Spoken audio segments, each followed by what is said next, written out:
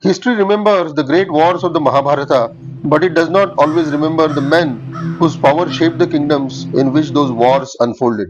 In the kingdom of Matsya stood one such man, Kichaka, the supreme commander whose physical strength, military authority, and unyielding pride made him the most formidable power beneath the throne. King Virata wore the crown, but Kichaka possessed an influence that often seemed to stand almost beside it. Then destiny entered Matsya, quietly concealed beneath the humble appearance of a maid named Sairandhri. And within the same palace lived another hidden force, Bhima, disguised as Ballava, whose immense strength remained concealed behind the duties of a royal cook. Kichaka had known victory, obedience, and authority for so long that power itself had begun to feel like a natural law. But there are moments when power meets something it cannot command, and on one fateful night, Kichaka entered a hall from which he would never return. To understand why his fall mattered, we must first understand Matsya, a kingdom that depended heavily upon the man who commanded its armies. Kichaka was not merely a courtier with influence.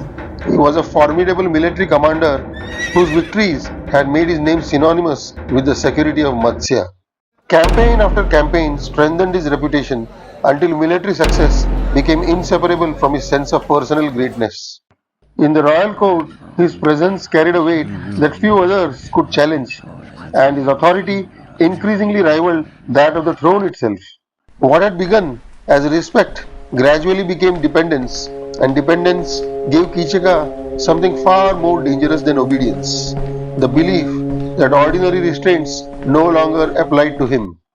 Yet, while Kichaka's power was rising, the Pandavas had entered Matsya in disguise, fulfilling the final year of their incognito exile. Yudhishthira served quietly, Bhima worked in the kitchens, Arjuna lived as Brihanala, Nakula tended the horses, Sahadeva cared for the cattle, and Draupadi served as Sairandhri. The greatest danger to Kichaka was therefore not an army beyond the walls, but the arrogance growing within himself.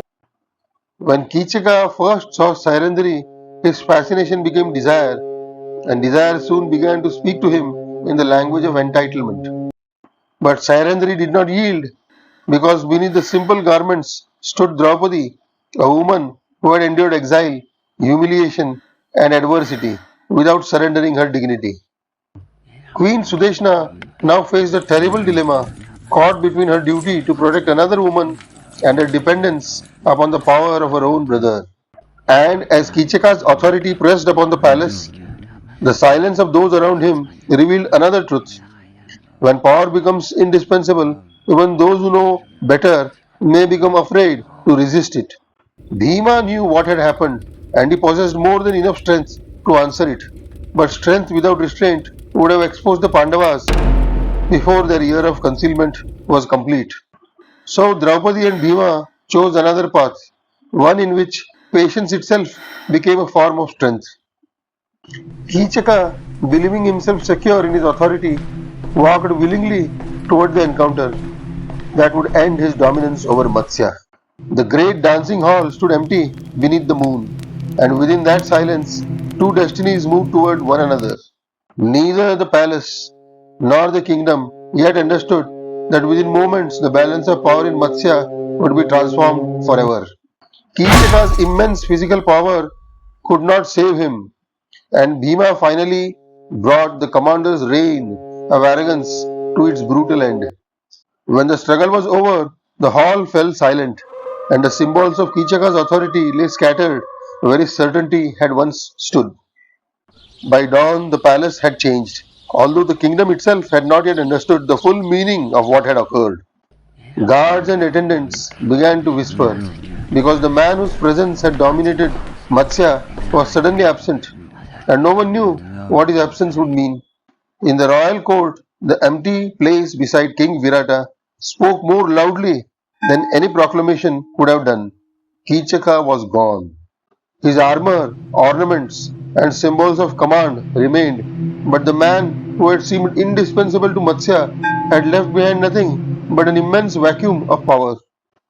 And yet, the Pandavas remained concealed, returning quietly to their duties, while the kingdom struggled to understand the extraordinary events of the night. Matsya endured because kingdoms may depend upon powerful men for a time, but no man remains indispensable forever. Kichaka's Gadha, once an emblem of unquestioned physical dominion, now became a silent reminder that worldly power is always temporary.